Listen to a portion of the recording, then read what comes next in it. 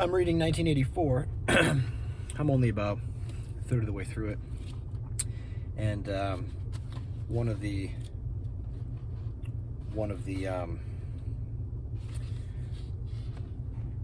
things I wanted to quickly talk about was, as the title of the video suggests, is the world good or evil? And so, I've been reading this book. I haven't read it. I know it's like a high school read, but George Orwell wrote a few things, and these are one of his popular books: 1984, Animal Farm, The Road to Wigan Pier, which I've read Animal Farm years ago. I don't remember any of it. So the thing that I noticed is that George Orwell is quite the pessimist. After reading, as I'm reading this book, 1984, I noticed that I get quite sad. It's kind of depressing, and nonetheless, he's obviously a very good writer, very descriptive, and it's I think the thing to realize is that we have a choice every day, every single day, every minute. We have a choice to either see the world as a horrible, evil place, or as a good place. And I know that some people tend to live their lives either majority on either side of the spectrum. So if you have a proclivity towards negativity, you're going to have a negative life, be a negative person, and see the negative in the world. It's like you have those people who are just waiting for something really bad to happen so that they can say, see how terrible this place is, and so on and so forth. It's the world's coming to an end, and so on. Or on the other side of things, you can always look for the good and act out the good, and be primarily internally oriented towards good. So I think it's a choice. I mean, it is a choice. I know that people start off either in negative households or positive households, and it kind of pretty much dictates the trajectory of your life if you never sit down and focus on it consciously, and make the conscious decision whether or not you're going to see the world as awful or as a good place. So I think George Orwell was inflicted with that. I know that despite the fact that there's moments of, despite that it's well written, and there's a lot of good things he says, it's primarily focused on the negative. But I would say that the takeaway from this book, well, let me say this. So 1984 is just about a dystopian future. He wrote it in the late 40s, and it's supposed to, the book takes place around the 1980s. And so it's kind of his depiction of what the world would look like eventually in the future, because of the government's overreach, the government's just incredible control over people and their freedoms. And of course, it is a dystopian. It's a dystopian setting. I mean, who wants to live like that? We are constantly being monitored and so on. And so you look at the times we live in now, with the mass surveillance going on, with companies like Facebook censoring people and at will being able to take down sites or post things that they don't agree with. So there is that going on. But what George Orwell talks about, it says, he's mentioned it already a few times, is that the main character, Winston, is now repeatedly saying that our hope lies within the proles.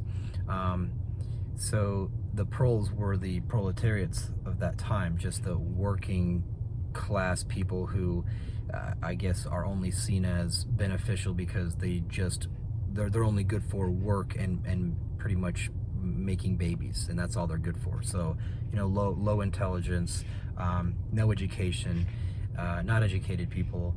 But however, he says that our hope lies in the proles, and I still haven't seen how that's gonna unfold later, but it makes sense to me, because the proles, being who they are, they're the people who get things done ultimately. You might go to a big giant city and see these massive skyscrapers that are owned by the finance sectors and the what's like insurance.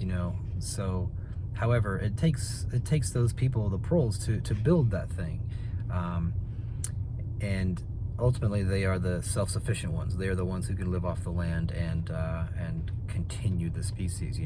So but I think what the takeaway there is that the the power of change comes within the individual. No matter what you are, no matter what class, it's the individual who decides whether or not how far their freedoms can be pushed to. I would say how far they will allow their freedoms to be taken away. Eventually, they are the ones who stand up and cause the revolutions.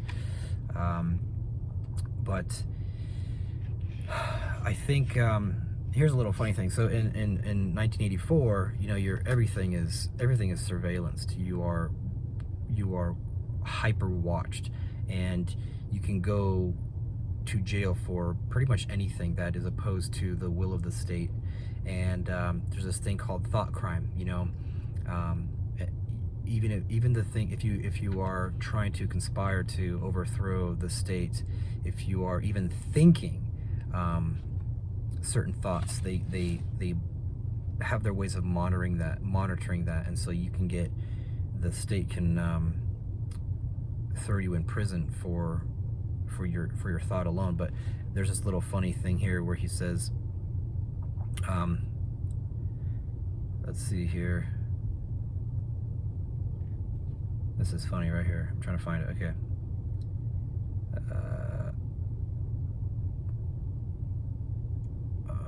Hold on. It was terribly dangerous to let your neighbors. It was terribly dangerous to let your thoughts wander when you were in public, or in any public place, or within range of a telescreen. The smallest thing could give you away. A nervous tic, an unconscious look of anxiety, a habit of muttering to yourself, anything that carried with it the suggestion of abnormality, of having something to hide. In any case, to wear an improper expression on your face, to look incredulous when a victory was announced, for example, was itself a punishable offense. There was even a word for it in newspeak, face crime, it was called. So, you could even, if there was some victory being cheered about that was in line with the will of the state, but you had a look of like disagreement, or you weren't sharing the happy expression that the others were, then that was even a crime, and they called it a face crime in newspeak, which is the new language they were imposing on the people. So anyway, to wrap it up, I'll just say at the end of the day, it's the individual's decision.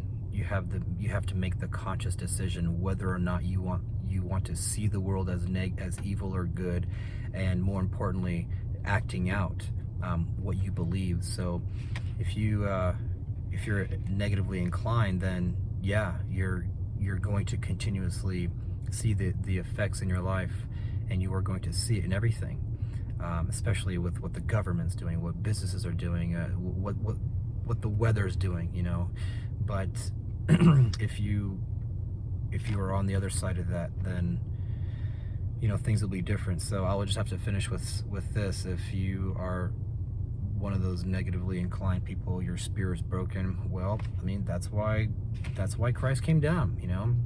God always wants to have a covenant with his people, and of course biblically that covenant, people fall short again and again and again, but Christ comes and gives us the hope, the ability to shift our spirit, so that we can see God, and so on and so forth. But anyway, praise the Lord. So 1984 it's a good read. I'm about third way through. I'm gonna finish it. It's not that long at all.